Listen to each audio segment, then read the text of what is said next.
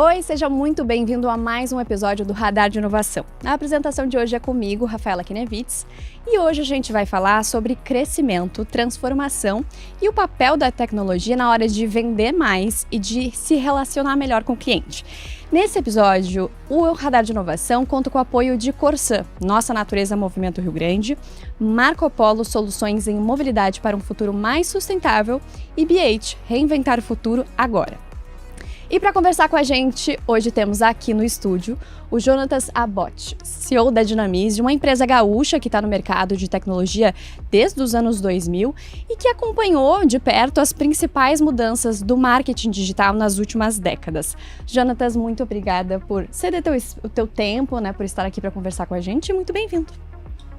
O prazer é meu, Rafaela. Sempre muito legal estar aqui dentro do Grupo RBS para papear sobre inovação, gestão, marketing e tecnologia que anda assustando tanto a gente aí ultimamente, né? Perfeito. Jonatas, vamos começar a nossa conversa recapitulando um pouquinho a história da empresa, né? Já são praticamente mais de 25 anos, houve uma série de transformações, rebranding, né? E todas as tendências que vocês foram adaptando, né, para a empresa. Então conta para quem está nos assistindo um pouquinho de como foi criada a Dinamize, quando você entrou também como CEO e todas essas transformações que acompanharam na história da empresa. A Dinamize nasceu em 2000 como uma típica agência digital, né? Ali pós-bolha da Nasdaq, ali que explodiram as .com, surgiu esse movimento das agências digitais. Essas agências faziam um pouco de tudo, né? Faziam software, faziam site, faziam e-mail, enfim. E a Dinamize era uma dessas agências e entre 2000 e 2005 ela fez um pouco de tudo. E quando eu cheguei para comprar, junto com outros sócios, 66% da empresa, a empresa estava meio perdida, ela já não sabia mais para onde ir, não tinha os sócios originais, né? E ela tinha abandonado uma ferramenta que ela tinha desenvolvido chamada EasyMailing de e-mail marketing. E eu, como vinha de uma carreira de 20 anos em provedores, eu percebi que o e-mail marketing seria a próxima bola da vez. E aí mudei todo o modelo de negócio. Então, quando eu cheguei ali, ela tinha um funcionário, 23 clientes. Caramba. E faturava 16 mil por mês. E hoje ela é a maior empresa do mercado digital brasileiro de capital 100% independente. Porque na contramão um pouco do que o mercado vem conduzindo há 20 anos, a gente buscou uma empresa lucrativa e não que fosse ser vendida rápido, né? E isso é muito legal porque esses 20 anos que eu estou lá, esses 25 que ela completou, a gente acaba vendo o tamanho da relevância que a gente adquire para as famílias, para as cidades, para os clientes, né? Então a gente tem clientes aí que estão conosco há 15 anos, como o Hospital Albert Einstein, Laboratório Fleury, Instituto Ayrton Senna, né?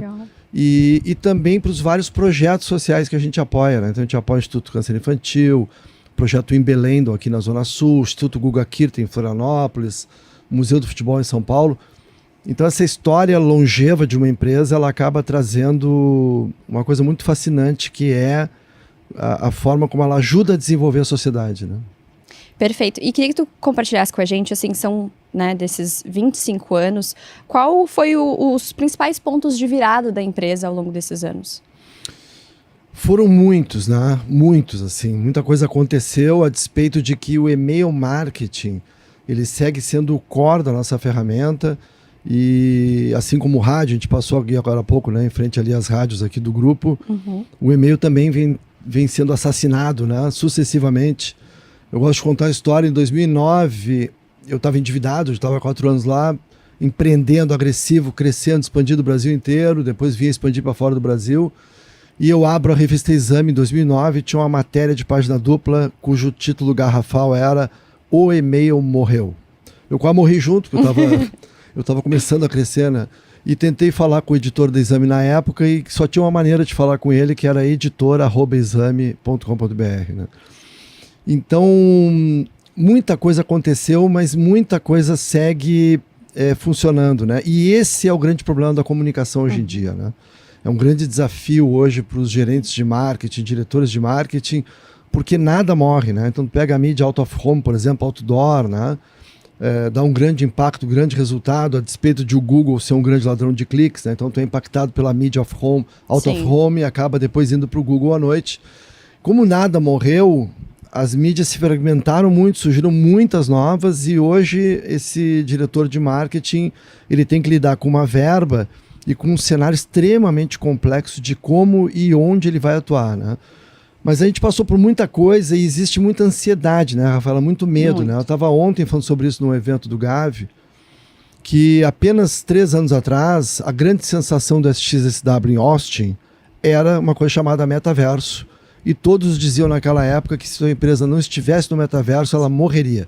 E nesse ano em Austin, as discussões já eram sobre a ética e a legislação dentro do metaverso, né? Só esqueceram de combinar com os clientes, com os usuários que acabaram não embarcando. Então, agora a ansiedade do momento, né, ou o FOMO, né, o Fear of Missing Out do momento, ou a buzzword do momento é a inteligência artificial, né? Sim. Que diferente do metaverso, a gente usa no dia a dia, ela está muito bem penetrada aí na sociedade como um todo, mas ela gera esse medo e até esse marketing do medo, que é tudo vai morrer, as profissões todas vão morrer, né? Uhum. E aí tu vê que as empresas descuidam do site, que é uma coisa lá do berço da internet, e que, curiosamente, as inteligências artificiais costumam buscar muito no site das empresas informações para responder às pesquisas que hoje migraram, em boa parte, também para a inteligência artificial, né? Mas eu falei porque depois de todas essas mudanças que a gente acompanhou, especialmente no comportamento humano por causa da comunicação, especialmente por causa da banda 4G e 5G que permitiram esses fenômenos comportamentais como iFood, Uber, né? As pessoas não se dão conta, mas se não fosse o 4G não existia Uber, nem iFood, nem tudo que a gente usa hoje à distância, né? A despeito disso, muita coisa não mudou, né? E o e-mail marketing, ele segue dando um impacto gigantesco no resultado. Claro que o que a gente faz, ela fala, é muito além do e-mail. A gente tem uma ferramenta de automação que ela vai colocar pop-up no site, ela vai fazer matriz RFM, mapa de calor, abandono de carrinho, SMS, WhatsApp.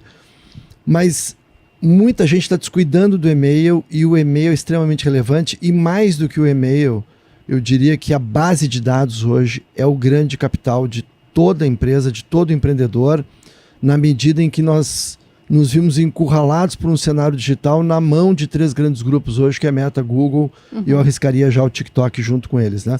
Sem falar nas IAs, né?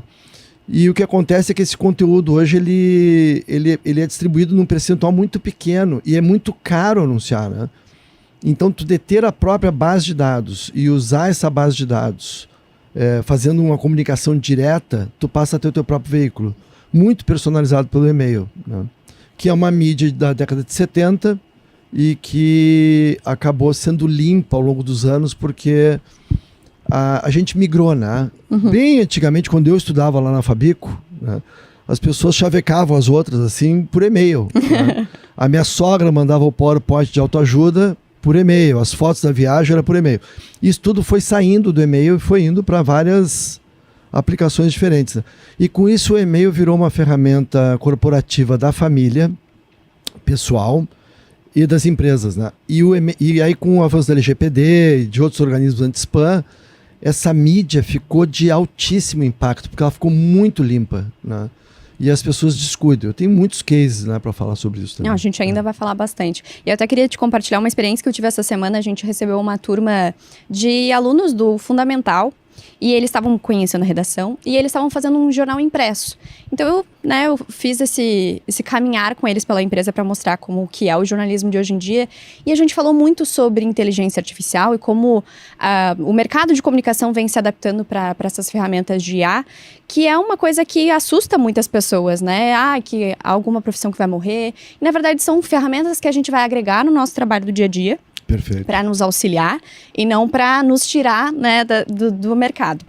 E tu vem falando bastante sobre isso, sobre esse medo, sobre esses desafios. E o que tu vê de diferença, assim, do marketing digital de antes para agora? E quais são os receios também sobre essas mudanças que estão acontecendo nesse momento?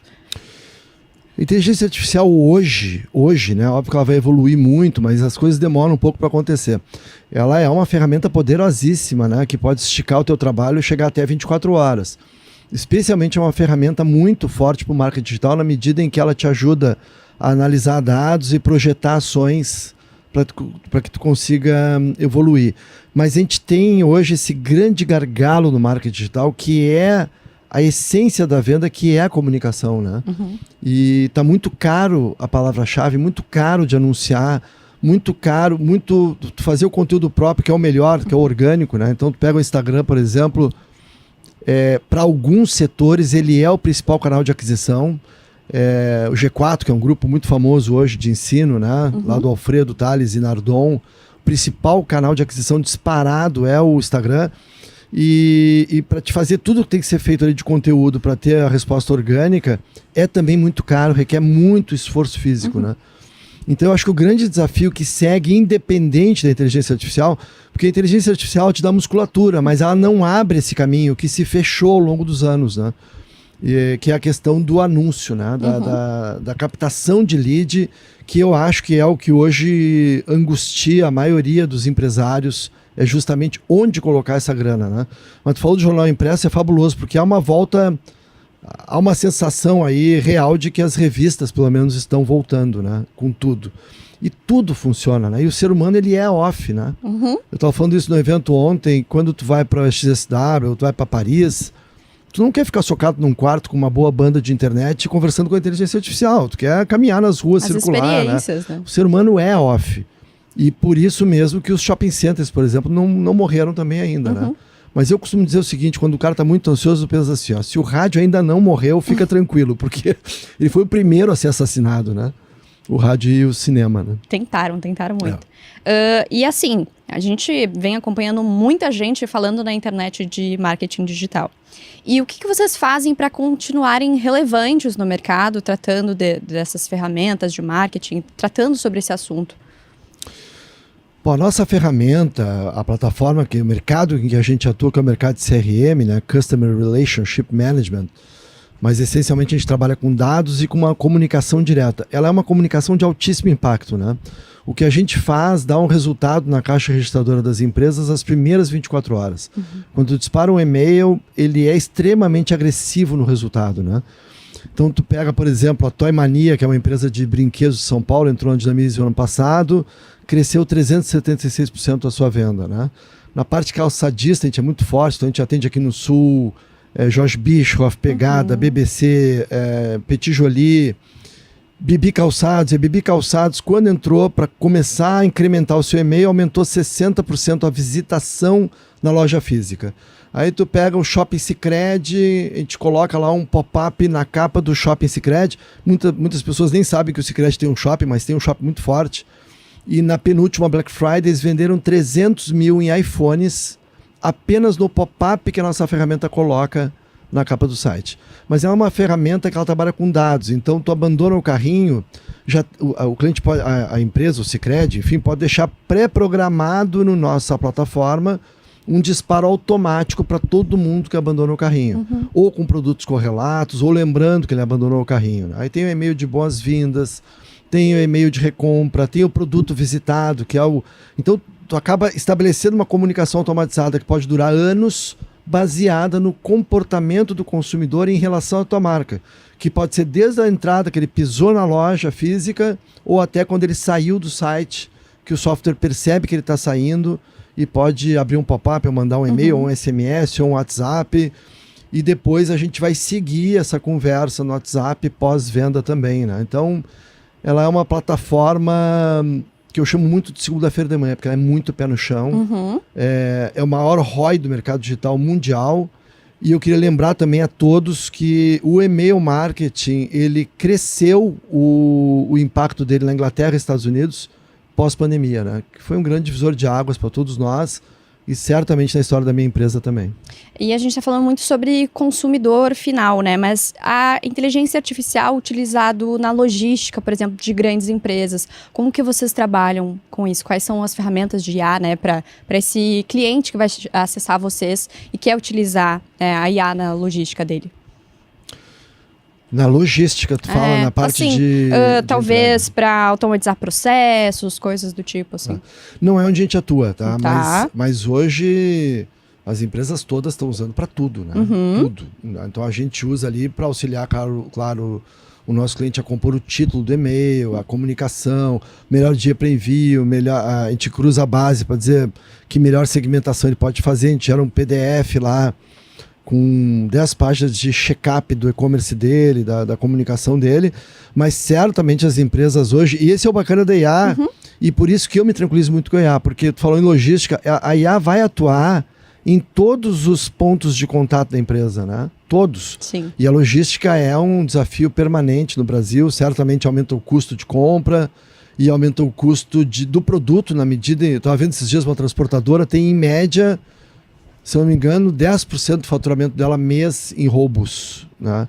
Então imagina a planilha de custo de uma empresa dessas e o quanto vai aumentar num país como o Brasil o preço final do frete só por causa da questão violência, né? Caramba. É gigantesco. A questão violência no Brasil, para a logística, o custo é altíssimo, né? Mas a inteligência artificial está ajudando muito a galera de logística com horários, mapeamento, cruzamento com o Waze e outras ferramentas também, né? Tu falou bastante ali do e-mail marketing, né? Eu tenho uma curiosidade, porque eu sou de uma geração que hoje já não usa tanto o e-mail, mas eu tento, né, me atualizar mais pelo e-mail, assim, e tenho recebido bastante anúncios, e eu tenho acompanhado marcas que eu sou a fiel consumidora ali pelo meu e-mail. E eu queria que tu falasse sobre isso, assim, dessas automações que vocês usam no e-mail marketing, o que hoje em dia é um bom e-mail marketing, né? O que vocês têm adaptado e levado para os clientes de vocês para acompanhar as tendências, né, dos consumidores, né, mais jovens? Primeiro eu queria ressaltar o quanto a mídia e-mail ela serve muito bem para acompanhar as marcas favoritas, né? Então, para tu acompanhar a Nike, eu recebo um e-mail marketing da Nike, ela é uma mídia que não te deixa ansioso. Tu administra a caixa de entrada é tua, né? Não tem aquela coisa de ir sumindo e a ansiedade do WhatsApp. O WhatsApp ele se comporta muito bem para justamente nicho. Então, tu pega o abandono de carrinho, aí tu pega o cara na parte emocional, ele abandonou o carrinho e em até 10 minutos ele recebe um WhatsApp lembrando que ele abandonou. Então ela é uma ferramenta agressiva em tempo real, que trabalha bem essa temperatura mais alta, assim, né? Um bom e-mail, a gente tem que ter alguns cuidados, tá? O título, ele é muito menosprezado quando as agências, as empresas vão compor o e-mail, e ele deveria ser a maior perda de tempo, porque o título é crucial pro dedinho dele sair do delete e ir pro mouse, né? Então, apesar de ele ser muito pequenininho ali, ele traz um grande impacto, né? E os primeiros centímetros dessa peça também, porque o e-mail é uma mídia muito efêmera e a gente apaga um e-mail enquanto está checando a caixa de entrada, às vezes em 1 segundo ou 2, né? Então, ela é uma comunicação que tem uma característica diferente dessa comunicação tradicional em que tu faz uma introdução. O grande erro das empresas, botam uma barra no e-mail com a marca, né? Então tu tem que evitar informações repetitivas, tu pode trabalhar a marca em outro ponto do e-mail. Então se tu tem uma pizzaria e a tua grande promoção do dia é a pizza marguerita, os primeiros centímetros do e-mail tem que estar a pizza marguerita gritando ali com o preço, porque ela é uma mídia de alto impacto, muito agressiva, muito rápida e que ou dá retorno nas primeiras 24 horas ou ela vai para a lixeira, né? E falando sobre impacto mesmo, como que tu observa assim, o impacto da inteligência artificial no marketing de hoje em dia? É uma pergunta bem ampla.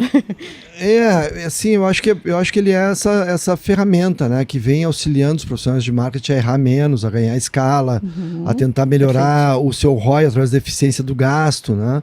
E acho que os designers não morrerão, ao contrário, acho que eles vão... É muito curioso porque a fotografia, né? Olha o que é a fotografia.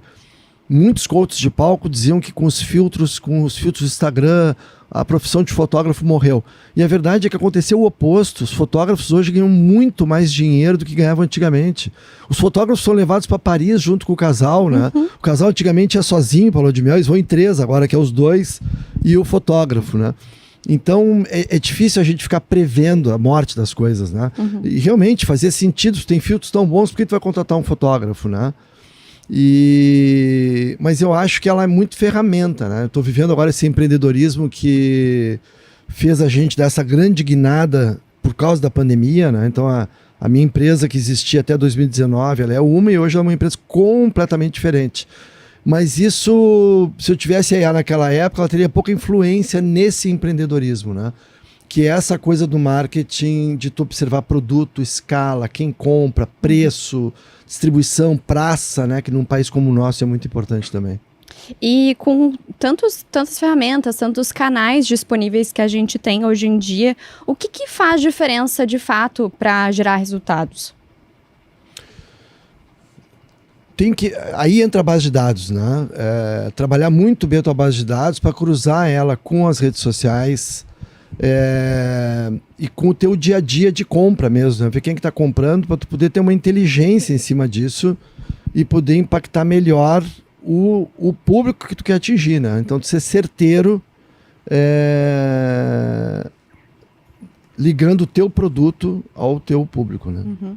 Esse programa aqui a gente está fazendo para um projeto aqui do Grupo RBS, que é o Pra Cima Rio Grande, e aí eu queria voltar um pouquinho o olhar aqui para o Rio Grande do Sul, se tu conseguir nos trazer algum case, assim, de uma empresa aqui do Rio Grande do Sul que implementou as ferramentas que vocês têm na Dinamize, que houve uma transformação dessa empresa a partir das ferramentas e da utilização da automação que vocês oferecem. A gente tem muitos cases, né? A gente atende muitas empresas aqui no Sul, entre elas Unimed, esse que eu citei do setor calçadista, né? Que é BB Calçados, a gente atende a Randon Corp, ali na parte de consórcios, e todas elas têm um impacto fenomenal com esse tipo de ferramenta, né? Como eu falei, a BB teve um crescimento absurdo. Aí eu vou citar uma outra, eu não posso citar a marca, tá? Mas a gente atende as 3 maiores de refrigeração do Brasil, que é ar-condicionado, essas peças, né? 2 das 3 maiores são aqui do Rio Grande do Sul, de Porto Alegre, né? E eu almocei com uma delas no ano passado e o gerente de e-commerce virou para mim e disse exatamente essa frase: olha, eu faço R$500 mil todo mês com a tua ferramenta de e-mail, né? E eu sei que eu poderia estar fazendo 1 milhão. Caramba. E ele estava num momento muito curioso, que era de cortar canais de venda por causa da produção, estoque ou distribuição, que é uma coisa muito curiosa do varejo, né? Porque tem esse grande jogo do CD, do centro de distribuição, do estoque, né? E ele não está fazendo 1 milhão, então tu imagina o ROI, né? 500 mil vendido por e-mail, que é uma mídia, é a mídia mais barata, é a mídia principal do e-commerce também, né?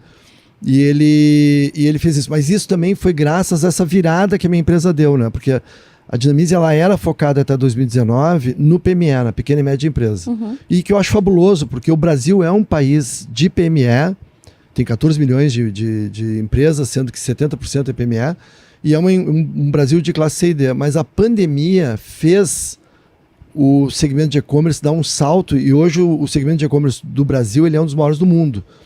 E a Dinamize, que tinha um ticket médio de R$300 lá em 2019... ela saltou esse ticket médio hoje para 1.200. Então a gente mudou totalmente o perfil da carteira, o perfil da empresa, e o e-commerce, que no nosso faturamento era 5% lá em 2019, ele hoje é 45% do nosso faturamento, é o setor de e-commerce, né? E para ter uma ideia, Rafaela, a gente abriu, entre 2016 e 2019, a gente abriu uma filial em Londres, uma filial em Toronto, onde a gente atendia a Volvo Norte América, uma filial em Lisboa, e Boston e Miami. Então a gente abriu 4 países e sem fundo de investimento, e foi um grande susto porque queriam abrir Austrália, queriam abrir Suíça, Itália. A gente começou a dizer não, e a pandemia fez essa grande virada na minha empresa, e eu fui descobrir pessoalmente, porque eu fiquei na ponte aérea essa global durante 3 anos, né, que o Brasil, cara, ele é, desses que eu citei, o melhor país para empreender, e São Paulo disparado a melhor capital para se ganhar dinheiro como empreendedor. Caramba, que legal. Na minha opinião, no mundo, né? Aí tu vai dizer por que você tem muito mais dinheiro em Londres e em Nova York, por exemplo, né? Porque são mercados muito saturados, muito regulados, né? E muito difíceis de tu entrar, enquanto que o Brasil ele tem ainda um crescimento fabuloso pela frente. O estado de São Paulo hoje representa 55% do nosso faturamento, né? A despeito de a gente ter muitos clientes aqui no Sul, e a empresa ser aqui do Sul, a matriz ser aqui do Sul, né? A gente tem uma operação grande lá na Vila Olímpia também, em São Paulo. Mas o Brasil, em geral, ele é um país que tem muito para entregar pela frente. Perfeito, muito bom esse dado. E antes da gente encerrar o programa, queria que tu conversasse com os empreendedores, empresários que estão nos assistindo. Se tu pudesse dar uma dica para esses empreendedores que querem crescer utilizando tecnologia, qual seria? Eu vou responder um pouco diferente. Ah, bem. Eu olharia, tem liberdade. Eu olharia menos para a inteligência artificial, porque os teus colaboradores vão usar a inteligência artificial, vocês vão ter reuniões sobre isso, vão optar entre Gemini, Cloud, ChatGPT, vão usar os 3. Eu acho que o mais relevante sempre é o produto. O produto, ele é a grande razão do sucesso de uma empresa. produto e venda, porque a empresa passa a existir quando ela faz a primeira venda e passa a ter o primeiro cliente, né? Mas o produto, ele é crucial, o produto blinda uma empresa, o produto é a verdadeira razão da satisfação do consumidor. Marketing, segundo Kotler, satisfazer a necessidade do consumidor, essa é a essência do marketing, né? E isso está muito representado por um produto de grande impacto, mas não apenas de grande impacto. Aí vem um outro erro comum dos empreendedores, né? Ele tem que ser um produto que atenda a uma grande quantidade de consumidores, que é a famosa escala. Então tem que ter um produto muito bom e que ele atenda a necessidade de muitos consumidores. Se tu pegar um nicho muito pequeno, vai ter problema, né? E aí depois disso vem uma série de coisas, claro, que a gente tem que estar sempre... Mas sempre o produto, cara. O produto, ele vai te blindar sobre qualquer desses monstros que aparecem pelo caminho da empresa. Perfeito, uma aula. Queria que a gente tivesse mais tempo para conversar, mas estamos chegando ao fim. Quero te agradecer por estar aqui com a gente, deixar as portas abertas para quando quiser voltar, para a gente expandir essa conversa sobre marketing digital, transformação também do mercado de marketing. E muito obrigada, Jonatas. O prazer foi meu, um espetáculo de papo, uma excelente entrevistadora. Muito obrigado. Eu que agradeço. Pessoal, muito obrigada por quem nos acompanhou hoje. Na próxima quinta-feira a gente se encontra novamente aqui no YouTube de GZH. Até mais!